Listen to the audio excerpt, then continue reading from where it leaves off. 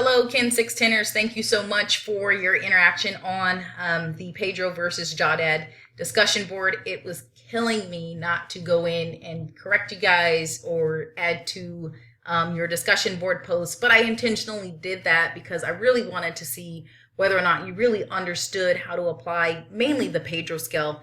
Although we use the JODAD scale, it's rarely used in clinical research. So today what I'm going to do is spend time going through the research article that you were assigned and showing you how to find the criteria and how to answer the criteria as yes or no. So you were assigned the research article transcranial magnetic stimulation and volitional quadriceps activation.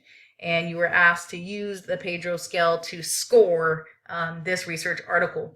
So with the PEDro scale, what I saw and was a common theme in the discussion board is that you guys were scoring it on a scale of 11. And that's a common mistake that novice users will make. Please know that the PEDro scale is out of 10. The first question, the eligibility criteria were specified. That is simply a yes or no question that does not get included in the actual total score for the PEDro scale. So just to clarify, the PEDro scale is always out of 10, not 11.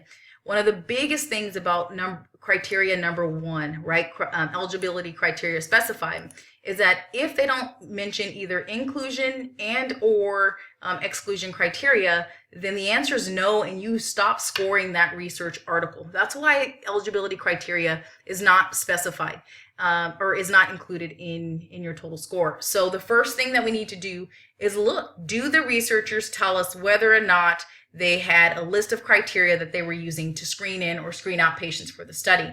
And so some of the tricks that I use when I'm scoring my research articles is I know where to go to look for these pieces of information. Eligibility criteria is always listed in the methods section of a research article. So I'm going to go there, and you guys can kind of see how I've already highlighted most of the answers. But the question is, did the authors identify a list of criteria that was used to determine which participants were eligible for the study? And the answer is yes. 20 participants were assigned randomly to the TMS or the control group. Participants were included if they had undergone partial meniscectomy via arthroscopy, a minimum of 10 days before and a maximum of 3 years before the study. Additionally, they had to have a quadriceps activation ratio of less than 85%. So there's the inclusion criteria. Exclusion criteria included neurological disorders, history of depression, history of seizures or migraines, and diagnosed heart conditions. So the answer to question number 1 is yes. So not included in our score, but now we can move forward in determining the internal validity of this research article. The next question on the PEDro scale is subjects were randomly allocated to groups.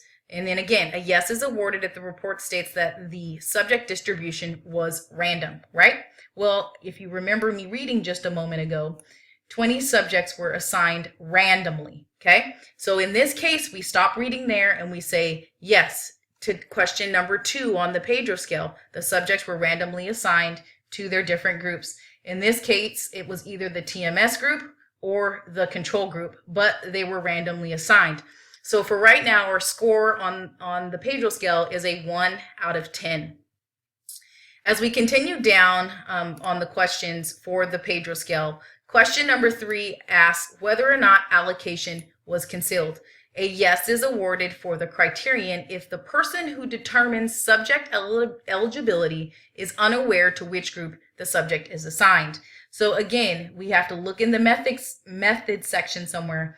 And what we can see is here, both investigators performing the intervention group assignment were blinded to randomization, and the investigator collecting the muscle activation data was blinded to group assignment throughout the testing.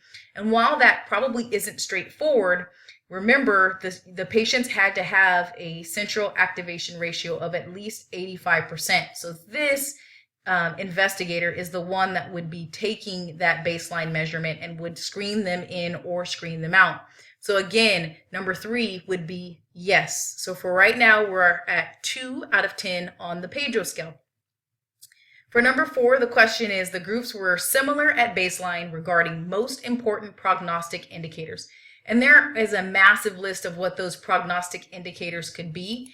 But most often, what we're looking for is whether or not they were equal at baseline on their demographic factors. So things like age, height, mass, and in this case, probably function, right?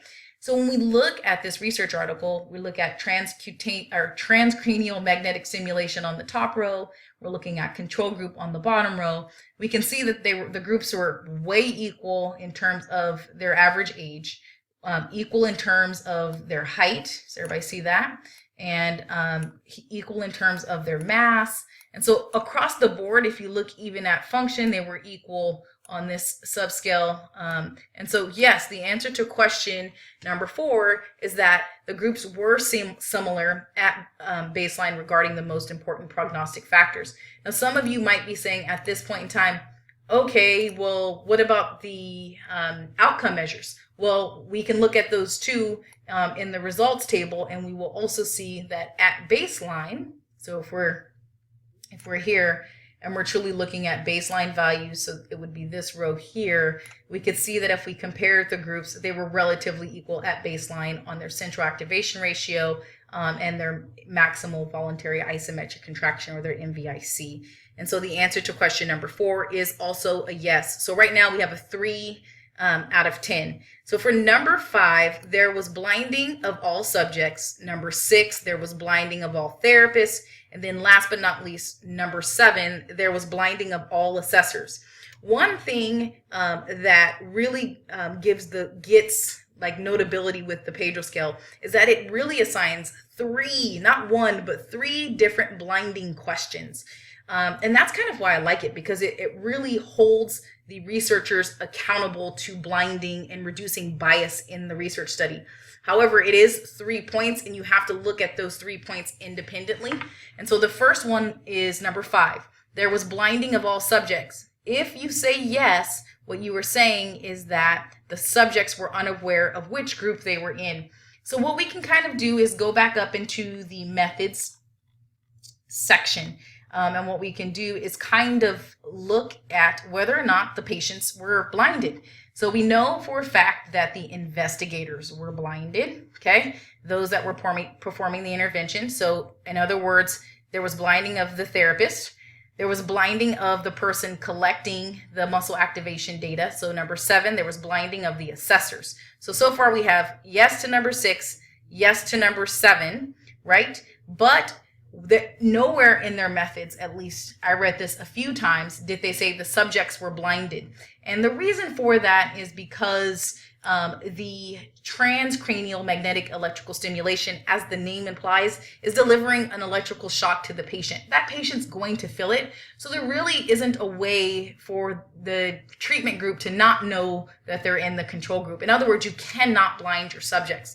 So that's a no for the blinding of subjects.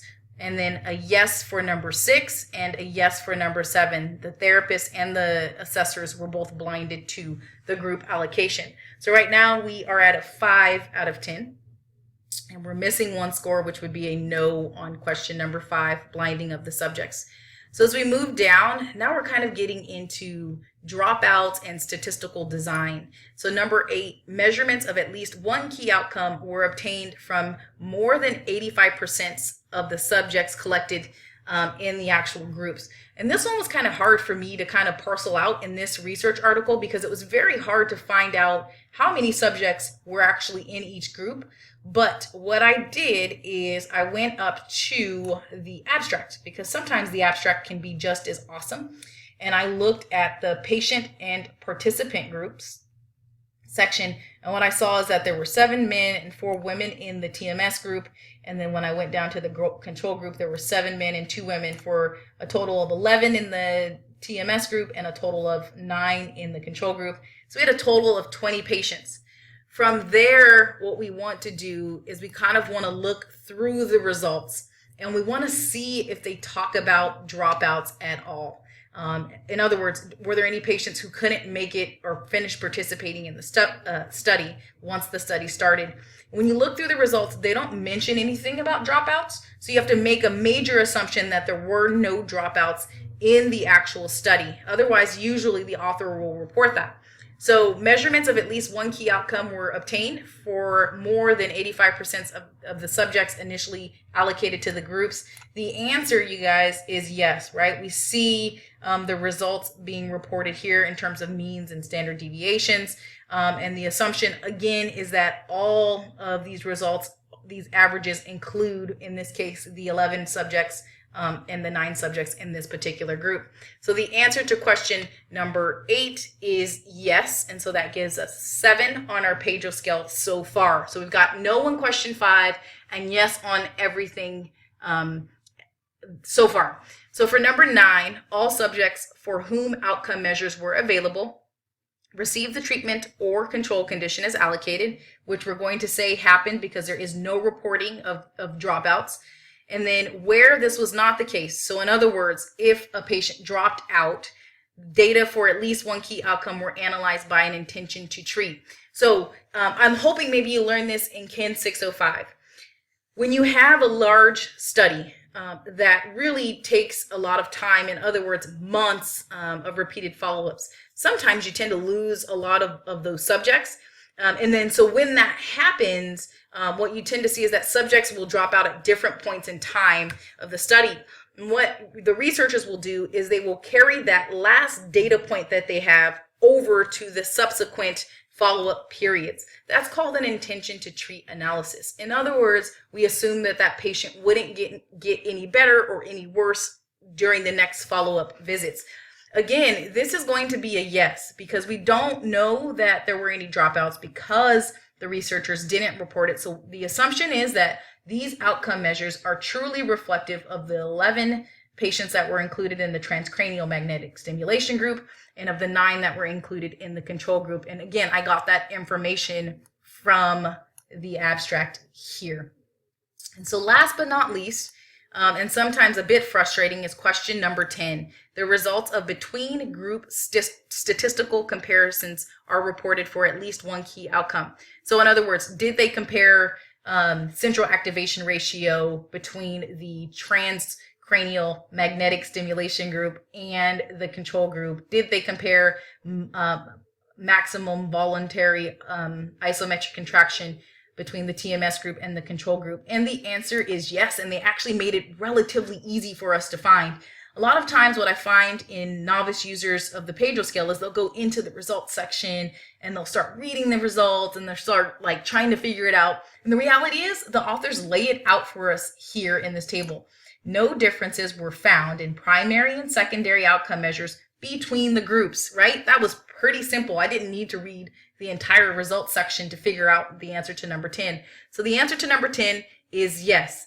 With that being said, if we review our PEDro score for this particular study, the answer is yes, criteria was specified, both inclusion and exclusion criteria. Number 2, yes, subjects were randomly allocated to either the TMS group or the control group. Number 3, allocation was concealed. Absolutely. In the methods section, we were told that both the assessor and the person collecting the data did not know group assignment. Number 4, the groups were definitely equal at baseline in regards to demographic factors, but also in regards to the outcome variables. Number 5, there absolutely was not blinding of the subjects because subjects received electrical stimulation if they were in the treatment group. So there's no possible way that you could blind them. Number 6, there was blinding of all therapists who administered the therapy. Yes, the intervention therapist was blinded to group allocation. There was blinding, number 7, of all assessors who measured at least one key outcome. Yes, the assessors were blinded to group allocation. Number 8, measurements of at least one key outcome were obtained for more than 85% of the subjects who initially allocated to groups. The answer is yes, because we're making the assumption that because the authors did not report dropout, that they did not have any dropout. So these numbers here represent 100% of the patients that were allocated to this group. And these numbers here represent 100% of the patients that were allocated to the control group. Last but not least, number 9 and number 10 were both yeses because we didn't have any dropouts for number 9. And then for number 10, they definitely do a really good job of reporting at least one key outcome measure. In fact, they report 3. Last but definitely not least is number 11. The study provides both point measurements and measurements of variability. A point measurement is generally speaking an average or a mean in a group, and then the variability measurement could be several things, but it's traditionally the standard deviation. So in this case, what we have here is the mean baseline central activation ratio for the transcranial magnetic stimulation group, and then we have the standard deviation for the transcutaneous transcranial magnetic stimulation group at baseline. And they do that for all of the time points and then for all of the outcome measures. So overall, if you scored the PEDro as a 9 out of 10, you were absolutely correct in your scoring.